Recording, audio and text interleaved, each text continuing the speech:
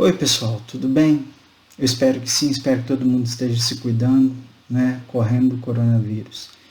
Enfim, como prometido na nossa última aula, uma aula síncrona, realizada no dia 14 de setembro, hoje eu venho aqui, né, apresentar para vocês uma proposta de avaliação. Substituindo a proposta original, que era um estudo dirigido, atendendo a observações que foram tecidas por pessoas de ambas as turmas do terceiro período de pedagogia da nossa unidade Barbacena, da UENG, eu venho trazer aqui uma proposta que talvez possibilite um exercício mais metodológico, mais próximo da prática, do que as discussões teóricas ou de fundamentos que temos tido até agora na disciplina. Aproveitando, obviamente, essas mesmas discussões de fundamentos, né? Para poder ali exercer algo que se aproxime um pouco mais das questões metodológicas, das práticas de ensino de história voltadas para o professor e professora, pedagogo e pedagogo, né, para os futuros professores. Então, nesse caso, né, pensando em todas as questões que já foram discutidas pela disciplina, especialmente aquelas ligadas ao conceito de processo e sujeito histórico, da utilização de diferentes fontes e linguagens, da utilização dos jogos, das mediações tecnológicas hoje tão imprescindíveis dentro desse universo pandêmico no qual estamos vivendo, desse contexto muito complexo e repleto de questões que devem ser discutidas com relação ao universo da educação, né, a proposta ela quer discutir um pouco disso, né? Pegar essas discussões dos fundamentos que tivemos até agora e tentar analisar as possibilidades vigentes ou as possibilidades mais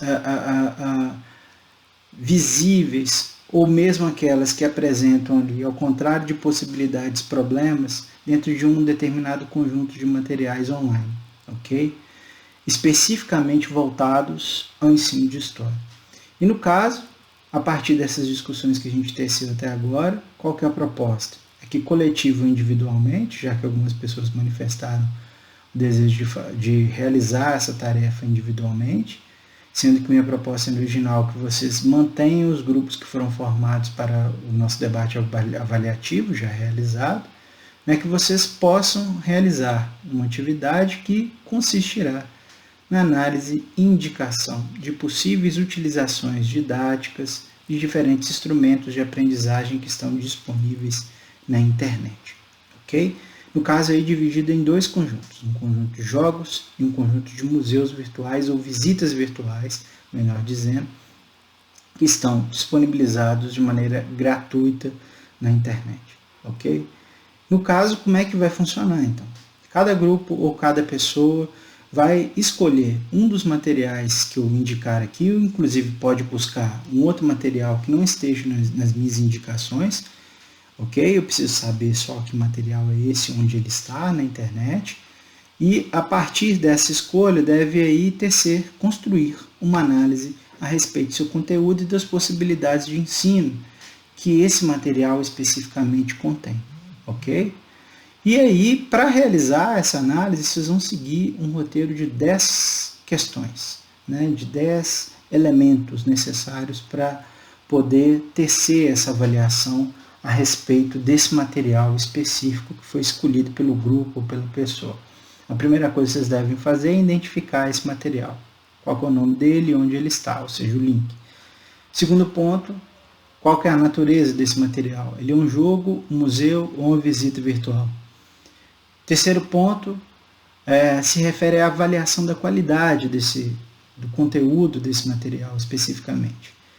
Perguntar se esse material permite pensar a relação, né, com processos e sujeitos históricos a partir da apresentação das informações contidas ali naquele jogo, naquela visita virtual, por exemplo.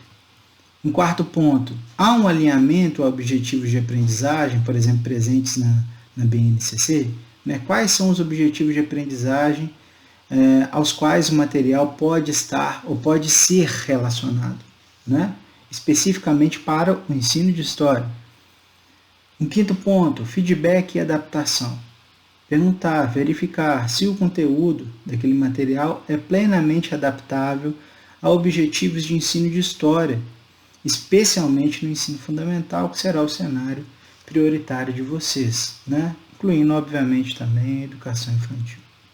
Sexto ponto, a motivação. O jogo engaja, né? Ele permite, né, gerar interesse, ele motiva o interesse dos jogadores, ou seja, dos estudantes. A visita, ela gera interesse, ela motiva.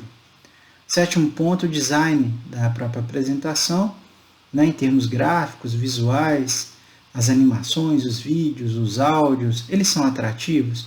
É um ponto que se liga ao anterior, inclusive. Né? Se o design é atrativo, com todo o seu recheio, ele pode gerar engajamento. Né? O oitavo ponto, usabilidade. Né? Se há facilidade para a navegação, para o uso, para o jogar, se há jogabilidade, por exemplo. Né? Se existe recurso de ajuda, de fornecimento de ajuda ao jogador, ao navegador, né? Para que ele consiga sanar dúvidas com relação a como jogar, a como realizar a visita, né? Se existem esses elementos. Nono, acessibilidade. Se há facilidade para o uso independente, né? Se o aluno, por exemplo, pode ele sozinho realizar essa atividade, jogar ou navegar, visitar, né? Se é possível fazer isso. E por fim, o décimo ponto, que é reusabilidade. Questionar se o material pode ser utilizado em diferentes contextos de aprendizagem com alunos de diferentes origens. Né? Se eu vou usar só em uma série, se eu posso usar em diferentes séries, se quando a gente pensa nos contextos de aprendizagem, a gente pensar na infraestrutura necessária, se possibilita um uso coletivo, ou é só um uso individual, etc. Né? Então são esses 10 pontos necessários para a gente pensar, né? Para que vocês possam avaliar, inclusive dali, né, poder tirar ideias de como nortear um trabalho, né, em termos mais práticos a partir disso. Então a gente tem esses dois conjuntos. Com relação aos jogos, eu mirei a produção da professora Joelza Esther Domingues. Ela tem um site sobre ensino de história que contém uma série de materiais interessantíssimos, assim, que vão desde planos de aula, pequenos textos e jogos, né, que podem ser utilizados. Então os jogos eles são, né, gratuitos, né, de acesso livre, eles podem inclusive ser baixados, né, dá para fazer o download e jogar offline. Né, essas informações estão lá presentes no site dela. Então a partir desses links você podem ir diretamente até os conjuntos de jogos especificamente voltados ao ensino de história que estão lá presentes no site da professora Joelza. Então é um conjunto grande aqui de 7 jogos, né, que falam dos mais diversos assuntos, desde a sociedade colonial, né, com um jogo de leitura de imagem, da economia canavieira no Brasil, com um quebra-cabeça, um jogo sobre a cultura africana através de um joguinho de memória com máscaras africanas, uma dupla, né, um par de jogos sobre o Brasil monárquico, cultura material indígena, seres fantásticos do folclore brasileiro. São temas que podem ser tratados em diferentes ciclos, né, do processo de ensino, né, ciclos de escolarização. Então eu vou mostrar para vocês rapidamente um desses jogos, só para vocês verem como é que é o trabalho desenvolvido por ela. Então esse aqui é o joguinho Seres do Folclore Brasileiro. Vocês notem aqui que eu estou dentro do site dela, né? Tem aqui identificação, né? Então descubra onde eles se escondem, onde eles se esconderam. A gente abre o joguinho, há uma explicação. Olá, poderia me ajudar? As figuras do folclore se esconderam e não consigo encontrá-las.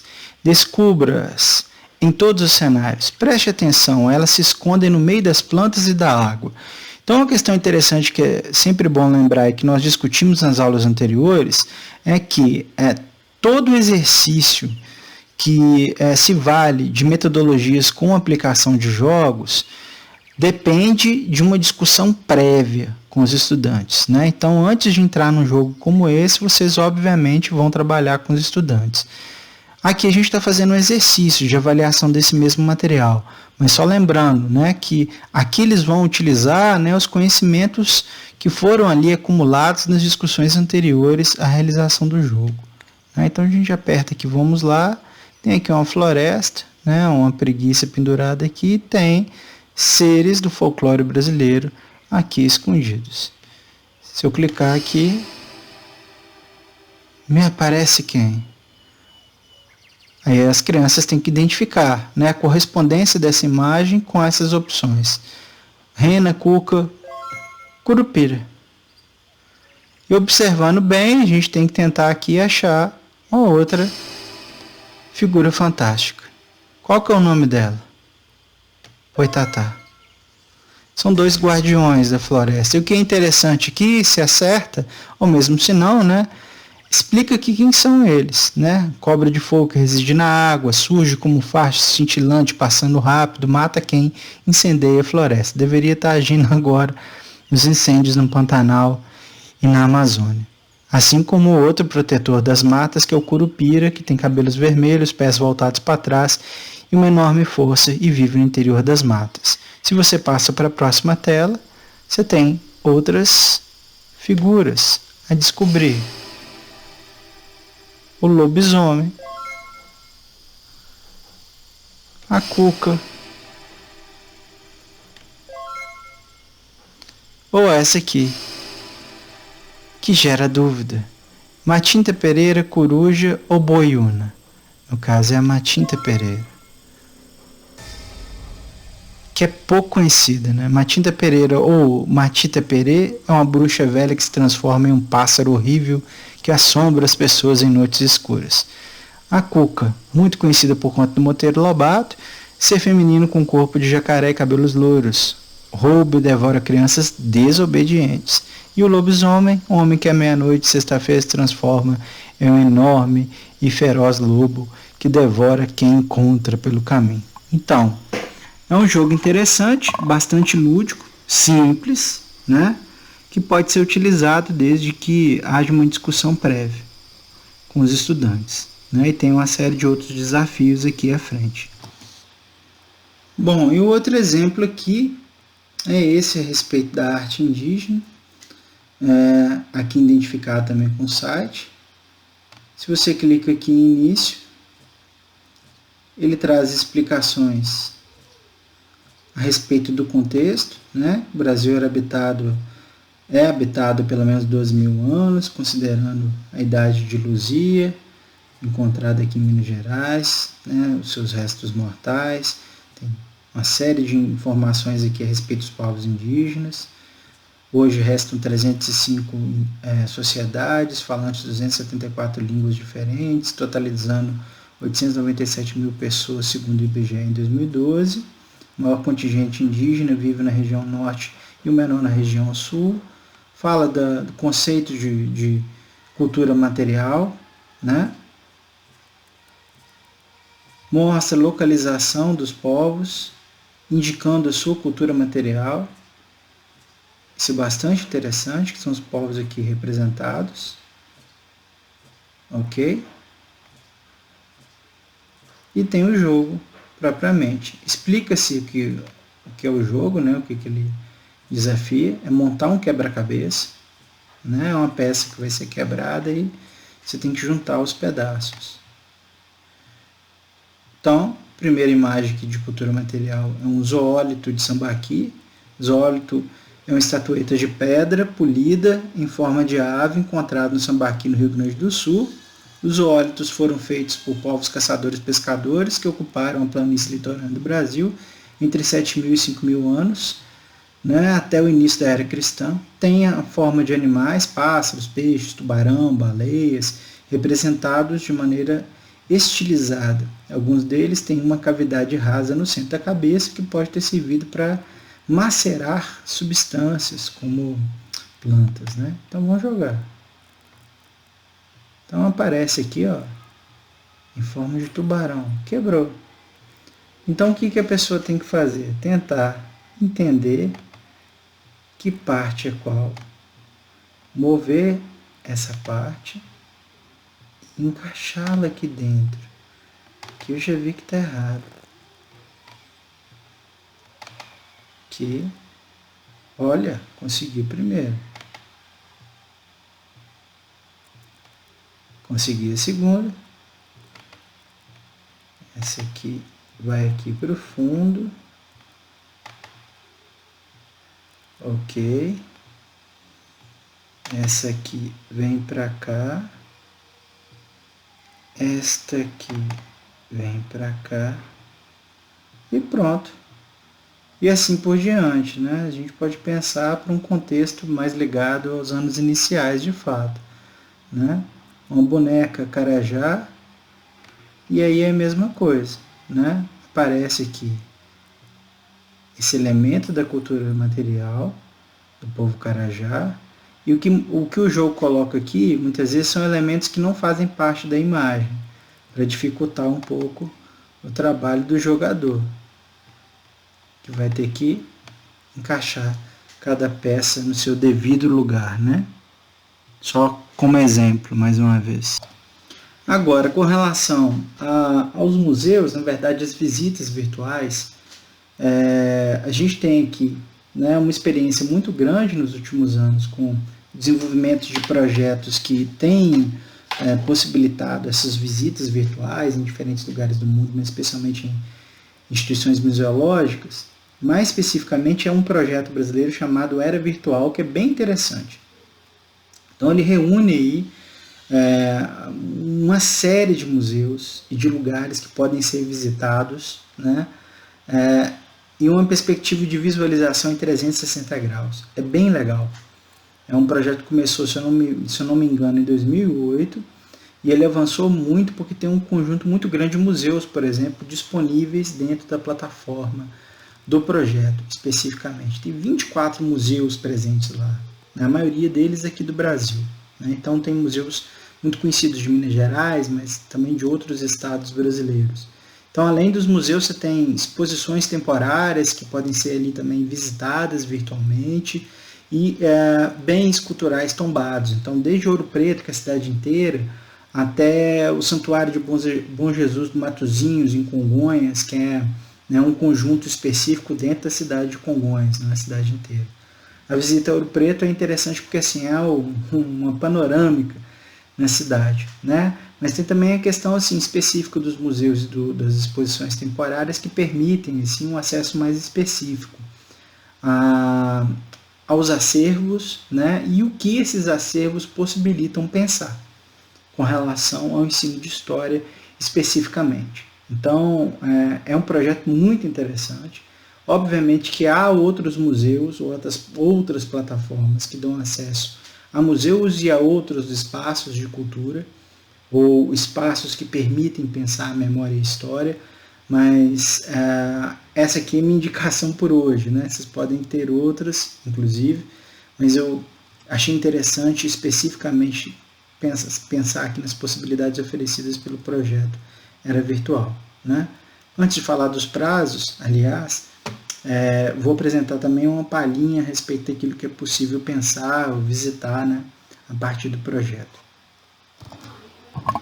Bom, esse aqui é o site lá do Era Virtual, mas especificamente, né, o Museu de Artes e Ofícios, que fica em Belo Horizonte, que é um museu interessantíssimo, que fica ali na Praça da Estação, que fica dentro daquele prédio maravilhoso que é a Estação de Belo Horizonte. É um museu que tem em si possibilidades de pensar não só a cultura material, né, pensando naquelas questões relativas a fontes, né, mas aos fazeres relacionados a cada um dos itens que compõem o acervo, que falam a respeito dos ofícios, né, e das artes, muitas delas desaparecidas, né. Então, vocês entram por aqui, colocam em português e vai abrir em seguida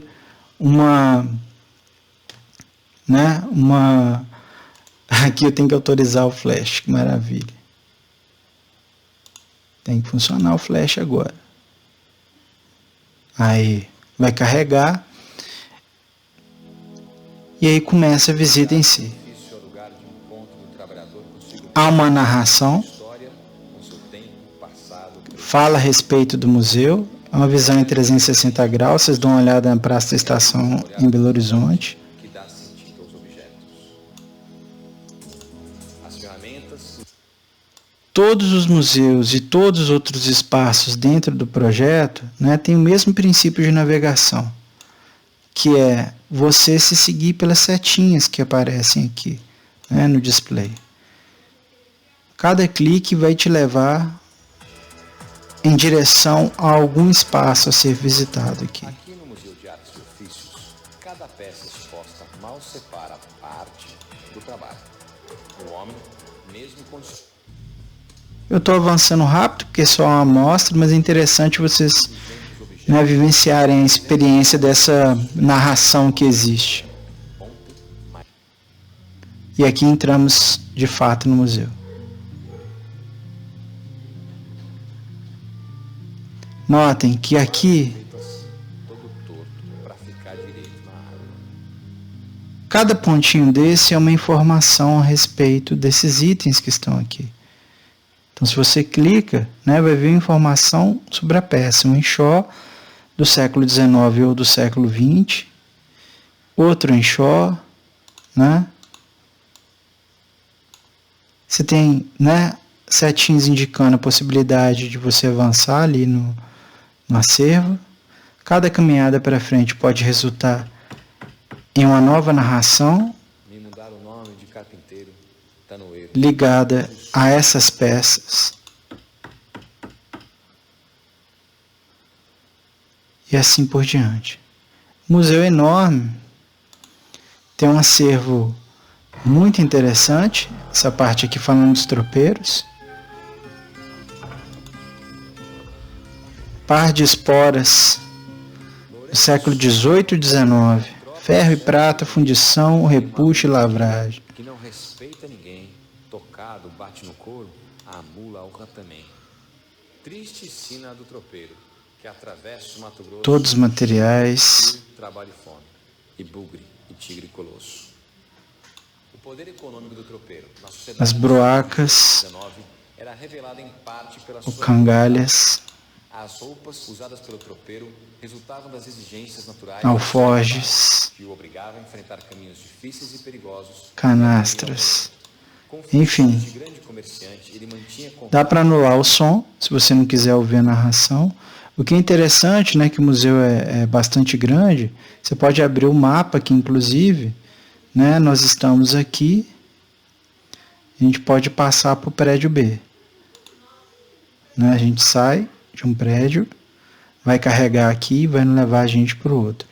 Há uma passagem subterrânea, né, esse aqui a gente já está do outro lado, né, passa por baixo da linha do metrô, né, da linha também do trem em Belo Horizonte, subindo aqui 6 negros durante 4 horas a outra parte da cerca.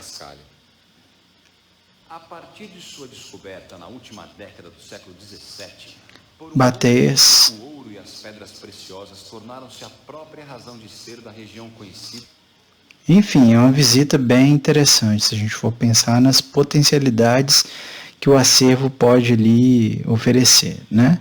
Esse é o Museu das Artes e Ofícios, lá em Belo Horizonte. Uma outra possibilidade é visitar bens culturais tombados, né? Então aqui, por exemplo, a gente tem possibilidade de fazer uma visita até Ouro Preto, né? Pensando nas dificuldades com relação a viagens, isso já foi objeto de discussão em aula nossa, né? Nas excursões que podem ser feitas, se a pessoa não tiver dinheiro para conseguir viajar com a turma, com a escola, se a escola não tiver ali a infraestrutura necessária para poder propor isso, como é que, né, efetivamente isso vai acontecer? Então existe a possibilidade de realizar um tour virtual para uma cidade como Ouro Preto, por exemplo. Isso é bem interessante se pensar. Ouro Preto oferece um cardápio de histórias que, juntamente com um conjunto arquitetônico impactante, emociona milhares de visitantes. Tanto que no Brasil foi a primeira cidade a receber da Unesco. Então aqui nota, a gente tem uma vista panorâmica em relação à cidade de Ouro Preto, e se passamos o mouse em cima, né, de determinados prédios ou regiões indica para a gente, né? Praça Tiradentes, a Escola de Minas, da UFOP hoje, né? A Rua Direita, o Conjunto Antônio Dias, o Largo de Coimbra, a Basílica de Nossa Senhora da Conceição do Antônio Dias, o Museu da Inconfidência, a Igreja de Nossa Senhora do Carmo, se a gente for rodando aqui, a Basílica Matriz de Nossa Senhora do Pilar, a Igreja de São José, escondida por aqui vai ter a Igreja do Rosário, aqui São Francisco de Paula e por aí vai. Se a gente clica, por exemplo, na Praça Tiradentes, somos transportados aqui para outro lugar. Ouro Preto, o antigo Morro de Santa Quitéria. Durante quase todo o século XIX, foi a Praça da Independência. Se a gente clica em um monumento, vem informações a respeito dele. Se a gente clica no Museu da Inconfidência, né? E a possibilidade de fazer uma visita completa, inclusive. A gente vem para cá.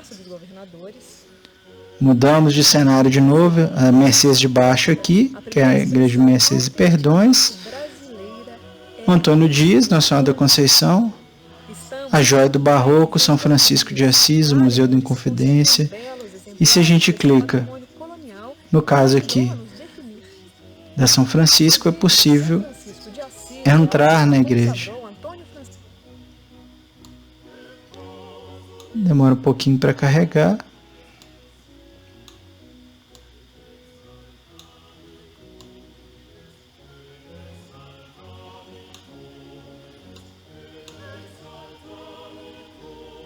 Mas pronto.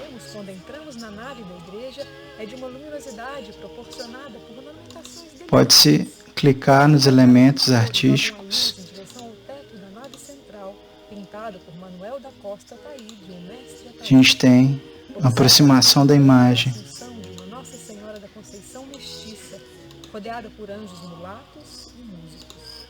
Essa pintura é anfitriã do visitante enquanto este entra no templo. Mestre Ataíde é considerado a principal... E esta imagem é fantástica. É impressionante o que a Ataíde faz, né? Parece que de fato existem colunas amparando o céu. É muito bonito isso aqui. Enfim, outra possibilidade rica para a gente pensar. Enfim, temos aí várias possibilidades, né, destacadas aqui. Pensando agora especificamente nos prazos, né, para a realização dessa atividade, 30 de setembro, 15 dias praticamente para ser realizada, ok?